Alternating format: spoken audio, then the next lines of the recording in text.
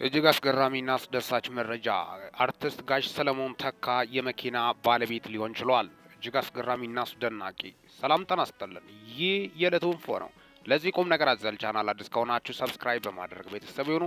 የዕለተ እሁድ ኅዳር 2018 ዓመተ ምህረት ዕለታዊ መረጃዎች ልዩ መረጃዎችን በማስመልከትም ነው ለእናንተ ይዘንላችሁ የመጣ ነው። በቅድሚያ የጋሽ ሰለሞን አድናቂዎች፣ መላው ኢትዮጵያውያን የእሳቸው አድናቂ የለም ማለት ይቻላል። ምክንያቱም በፊልሙ ዘርፍ እሳቸውን የማያውቅ ኢትዮጵያ የለም ማለት ይቻላል። እንኳን ደስ አላቸው፣ እንኳን ደስ አለን እያልን ወደ ዕለቱ መረጃዎች ምንድነው የተከሰተው ያን በማስመልከት የወጡት መረጃዎችን በማስመልከት ነው ለእናንተ ይዤላችሁ የመጣሁት። የዕለቱን ፎን ሰብስክራይብ በማድረግ ወቅታዊና ታማኒ መረጃ አግኙ። እስከ መጨረሻው እንድታደምጡኝ በትህትና ጠይቃለሁ። እንደምታወቀው ኢትዮጵያ በፊልም ዘርፍ በቀጥታ ህዝብን በማስተማር ለረጅም ዓመታት ከ40 ዓመታት በላይ በቲያትር ቤት የቆዩት ሀገሪቷ ጉዳይ ሆኖ እንጂ በአሜሪካ ሆሊውድ ሙቪና የተለያዩ ፊልሞች ላይ ብቻ በመታየት ብዙዎች በሚሊዮን ዶላሮች ረብጣዎች ሲቆጥሩ ተስተውሏል። በሀገራችን ግን በተለያዩ ፊልሞች አልፎም ረጅም አንጋፋ ባለሙያዎች ግን እጅግ በጣም በሚያሳዝን ሁኔታ የድሮ ፒያሳ ጎዳናዎች ላይ ብትሄዱ ህይወታቸውን ማየት ይቻላል፣ መገንዘብ ይቻላል። ወይ በእግር ሲሄዱ ወይ ጋዜጣ ሲያነቡ። አዎ ቀለል ያለ ህይወት ይመቻቸዋል፣ ግን ደግሞም ገንዘብ የላቸውም። እጅግ የሚያሳዝነውና ልብ የሚሰብረው ዋነኛው ክስተት ይህ ነው።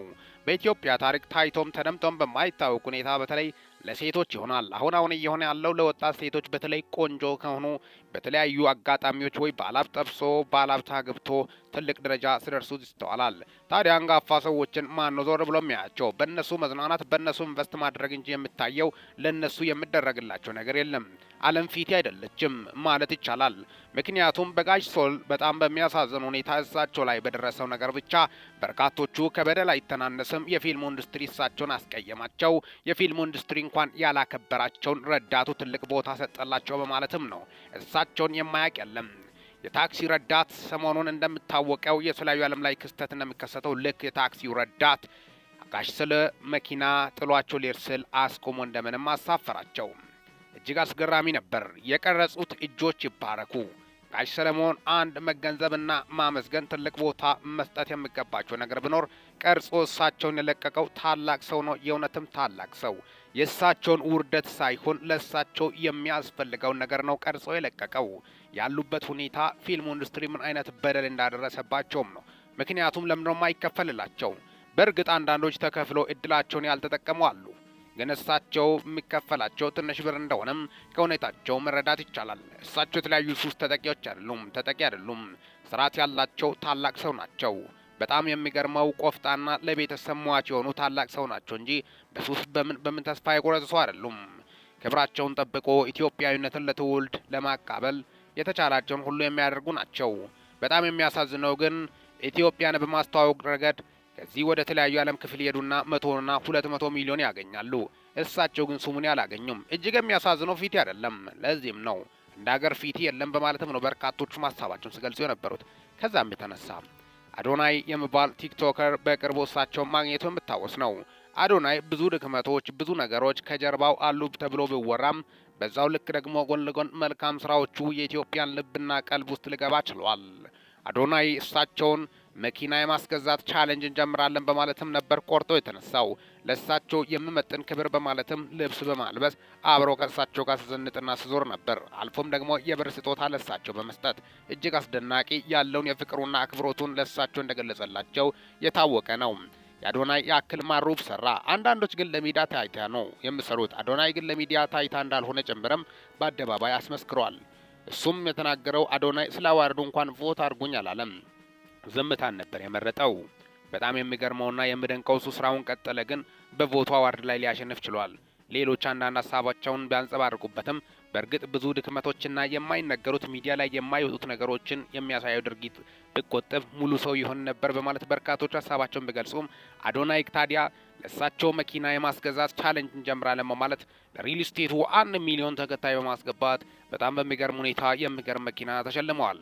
ዛሬ አውደ ምሕረት በጣም በሚገርም ሁኔታ የገንዘብ መዋጮ ፕሮግራም ላይ ያሉ ታላቅ ዜና ሰምቶ ራሳቸውን ስቶ እንደወደቁ ጭምርም ነው።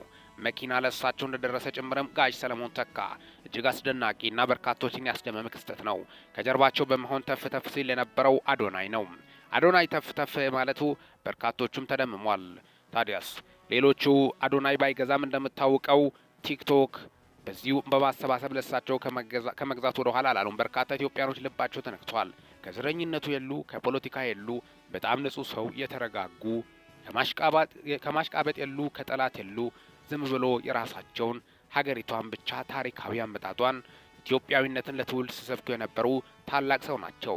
ለእሳቸው በእውነት ከወርቅ የተሰራ መኪና ይገባቸዋል በማለትም በርካቶቹ የገለጹ ናቸው። ለሀገሪቷ ጥበብ ያበረከቱት አስተዋጽኦ ቲያትር ላይ በመድረክ ላይ የሚያሳዩት ፐርፎርመንስ እጅግ ያንስባቸዋል እንጂ አይበዛባቸውም። እሳቸው ራሳቸውን ስቶ መውደቅ የለባቸውም። ምን ያህል እንግዲህ እንደተጨቆኑ የሚያሳይበት ሁኔታም ነው። እስከዛሬ ድሪማቸው መኪና መንዳት ነው። በጣም በሚያሳዝኑ ሁኔታ ሁሌ እንደተሳፈሩና በዚህ እድሜያቸው ታክሲ ሲጋፉ ልብ አይሰብርም ወይ? እጅግ ያሳዝናል። እኚህ ታላቅ አባት ለሳቸው ወርቅ መኪና ነው የሚያስፈልገው በማለትም ነው በርካቶቹም ሀሳባቸውን ሲገልጹ ተስተውለዋል። ታዲያስ ዛሬ የተሰማው እንኳን ደስ አለን፣ እንኳን ደስ አላችሁ። ዛሬ የተሰማው እጅግ አስገራሚ ነው። ጋሽ ሰለሞን በጣም በሚገርም ሁኔታ የመኪና ባለቤት ሊሆን ችሏል። አልፎም ደግሞም የመኖሪያ ቤት ምን አይነት ቤት ውስጥ እንደሚኖሩ ምናልባት የራሳቸው ቤት ላይኖርም ይችላል። ምናልባት ያ ደግሞ ተጣርቶ ቻሌንጅ ቢጀመር የተሻለ ይሆናል። እሳቸው በአርቱ ዙሪያ ረጅም ዓመት ቆይቷል። አንዳንዶች ግን እየተመሳጠሩ ባሻጥር የተለያዩ ቦታ ገብቶ ገንዘብ ሲያሰባስቡና በገንዘብ ሲበለጽጉ ይስተዋላል። እሳቸው ስርዓታቸውን ይዞ ከፖለቲካው ከምንም የለም ዝም ብለው ኢትዮጵያዊነትን ብቻ እየሰበኩ በነጻነት የሚኖሩ ኢትዮጵያዊ ናቸው። ለአርቱና ለፊልሙ ፍቅር ያላቸው ታላቅና አንጋፋ ሰው ናቸው። የምሁርም ምሁር ተወዳጅ ናቸው። ታዲያ ለእኚህ ሰው ይገባቸዋል ወይ በማለትም ነው በርካቶቹም እየገለጹ ያሉት። ታላቅ ናቸው፣ ከታላቅም በላይ ታላቅ በማለትም ነው በርካቶቹ እየገለጹ ያሉት። ታዲያ ለእሳቸው ይህ ብቻ አይገባም በማለትም በርካቶቹ አሁን ደስታ ያወሩና በደስታ እየቦረቁ እንደሚገኙ ጭምርም የጋሽ ሶል መኪና ማግኘት ለበርካቶች ትልቅ ድል እንደሆነ ጭምርም በርካቶቹ ሀሳባቸውንና ደስታቸውን እየገለጹ እንደሚገኙ ጭምርም የአደባባይ መረጃዎችና እውነታዎች ናቸው። የተሰሙት መረጃዎችን በማስመልከት በኢትዮጵያ ታሪክ ታይቶም ተደምጦም በማይታወቅ ሁኔታ አዲስ ሪከርድ ተሰብሯል። ልዩና ዘመናዊ መኪና እጃቸው ልትገባ አሁን እየተጠባበቀች ትገኛለች። ሪቫል ሊቆረጥ ነው። እንኳን ደስ አላችሁ፣ እንኳን ደስ አለን መላ ኢትዮጵያውያን። በእሳቸው ጉዳይ ሀሳብና ጭንቀት ውስጥ የገባችሁት እንኳን ደስ አላችሁት። ከልባችሁ ያዘናችሁ ለእሳቸው መኪና ካልተገዛ ብላችሁ የሙጥኝ ያላችሁት ፎሎ በማድረግ ቻሌንጅ ያደረጋችሁት ኢትዮጵያውያን በጣም በሚገርም ሁኔታ በአጭር ሰዓታት ውስጥ 1 ሚሊዮን በማስገባት ቻሌንጁን በድል በጣም በሚገርም ሁኔታ ሪል ስቴቱም ልመሰገን ይገባል። የት ሀገር በፎሎወር በጣም በሚያስደንቅ ሁኔታ ፎሎወርን ብቻ በማሰባሰብ መኪናን ለእሳቸው ሊሸልም ችሏል። እጅግ አስደናቂና በጣም ልብ የምነካ ታሪካቸውን በማስመልከት ታሪክ ተለውጧል። በዚህ እድሜያቸው መኪናን ነድቶ ቦርቆ እንደኖሩ ነው። ያለ ሀሳብ ያለ ጭንቀት እስከዛሬ ደክሞበታል። ያልተኖረ ወጣትነት ብዙ ለፍቶበታል፣ ደክሞበታል። ግን እድሜ ዘመናቸውን አላበላቸውም። በጣም የሚያሳዝነውና ልብ ሰባሪ ክስተትን በማስመልከት አዶናይ በጣም የሰራው ስራ እጅግ አስገራሚና አስደናቂ እንደሆነ ጭምርም ያደረገው ቻሌንጅ መኪና ለእሳቸው ሊያስገዛ ችሏል።